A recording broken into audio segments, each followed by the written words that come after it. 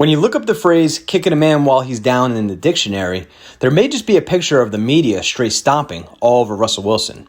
As you know, the Seattle Seahawks traded away Russell Wilson to the Denver Broncos back in March of 2022 for a huge haul of draft picks and a few young guys.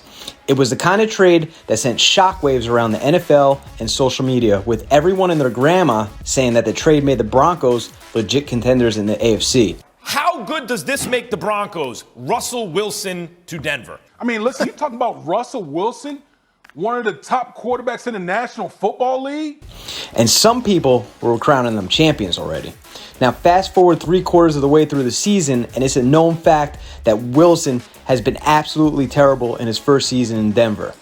The offense ranks dead last in the NFL with points per game, and making it even worse is they have one of the best defenses in the league.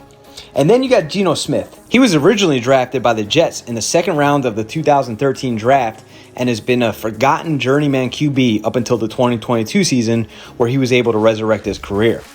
Now, the Broncos will wind up with a top 10 pick, possibly a top 5 in the 2023 NFL draft. Well, actually, they won't.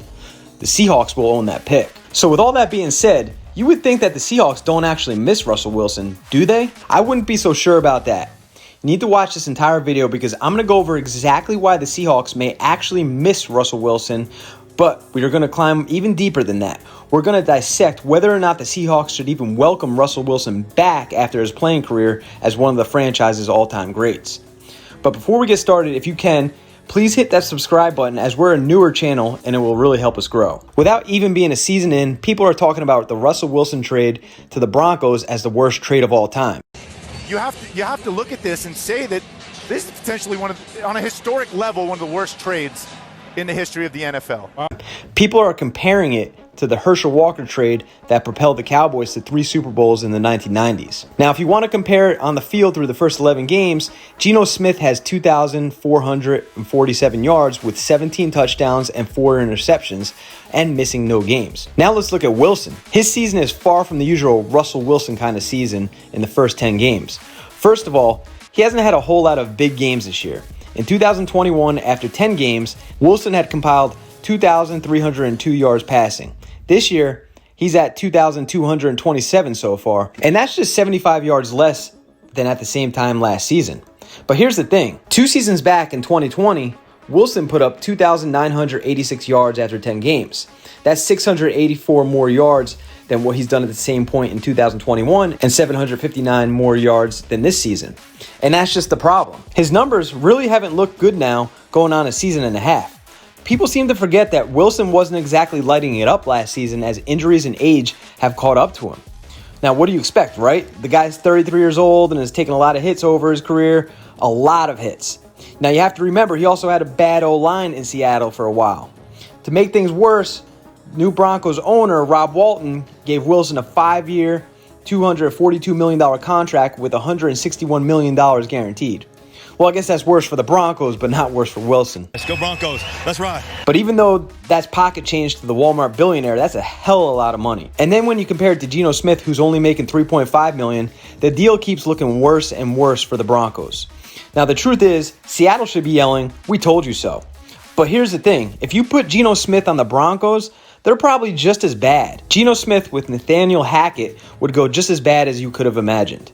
It's tough to say that Russ would be just as good on the Seahawks this year because we can't be sure he's even healthy. As a matter of fact, we know he's not healthy. After what many people call the worst game of all time and the Broncos lost to the Colts on Thursday Night Football, Wilson got PRP injections on his throwing shoulder. But the Seahawks this year have a better O-line than Russ had for the past couple of seasons. They added rookie tackle Charles Cross, who's playing well, and then they also got rookie running back Kenneth Walker III, who's an absolute stud. Now, you can say those picks wouldn't have been available without the trade for Russ, and that is true. But when you look at it, there was really only one pick difference from the Broncos because they stole the Jets from the ludicrous haul for Jamal Adams. The Seahawks would have hit on their 2022 draft no matter what. Their rookie class is insane in the middle rounds of the draft. On top of Walker and Cross, they also have Abraham Lucas, who has not allowed a sack through his first 10 games, Kobe Bryant, who leads the league in forced fumbles, and Tariq Woolen, who leads the league in takeaways and is an absolute stud at cornerback. The players they received from the Broncos so far have mostly been a bust. Drew Lock lost the QB battle to Geno, Shelby Harris has been a rotational lineman, and Noah Fant has been a contributor, but not a game changer at tight end. So that all looks pretty bad for the argument that the Seahawks miss Russell Wilson. Here's the tough part in which I try and convince you that the Seahawks actually do miss Danger Russ and his Danger Witch. Be careful though. It's spicy. You see, yes, Geno is making $3.5 million this year compared to Russell Wilson's $49 million, but going forward, Geno is a free agent, and he's only 1 year younger than Russ.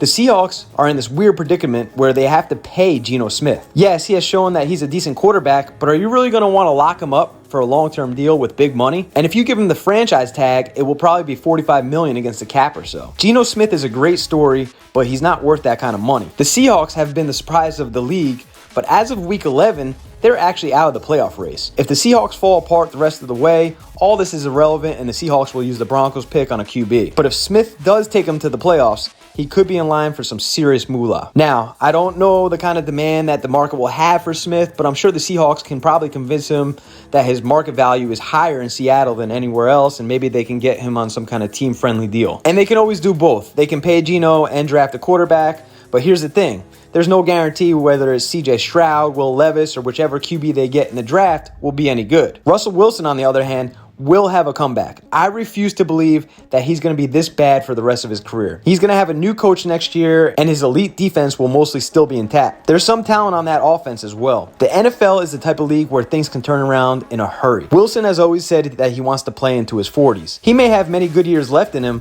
where the Seahawks are looking for the replacement of him. Replacing your franchise's best quarterback of all time can be a difficult task. If you don't believe me, just ask the Miami Dolphins, who really haven't been able to replace Dan Marino, and that was well over 20 years ago at this point. When you have an elite quarterback, pay him and figure the rest out for yourself. The Seahawks may be setting themselves up for QB mediocrity for a long time, whereas they could have had Wilson for another 10 years. Now, the real question is, should the Seahawks even welcome Wilson back when his playing days are over? There's no doubt that there's bad blood between him and Pete Carroll, but it doesn't really stop there either. Even Wilson's teammates during the Legion of Boom era really didn't have much love for him. Richard Sherman will take every opportunity to bash him. But run the ball! And you don't really hear about any of his old players defending him much. But Pete Carroll's now in his 70s, and he won't be there forever. And there's also whispers that the Seahawks owner, Jody Allen, will sell the team at some point. That will be in his favor. But the guy clearly wanted out of Seattle. Sometimes that doesn't sit well with fan bases, even though the reports of the Seahawks wanting to trade Wilson to Cleveland a few years back seems to be true. For example, if you look in basketball, the Raptors never really welcomed Vince Carter back. And Carmelo Anthony has been campaigning for his Nuggets jersey to be in the rafters in Denver, but the fan base isn't actually clamoring for it. So again, the question, do the Seahawks miss Russell Wilson? Nah, I don't think they do. I think the way Seattle sees it is, they've been there, done that. While Geno Smith may not be the long-term solution at QB, the organization and fan base seem to have moved on from Russell Wilson. If he's going to turn around his playing career, it's going to be in Denver. Winning cures all. So if Russell Wilson going forward has a bunch of good years, then everybody will forget about this mess that is the 2022 Denver Broncos season. Now tell me what you think. Do you agree, disagree? Am I crazy? Because I know Russell Wilson is getting bashed by everyone right now. Please leave a comment below and tell me. And again, if you haven't already, please subscribe to the channel and also like this video.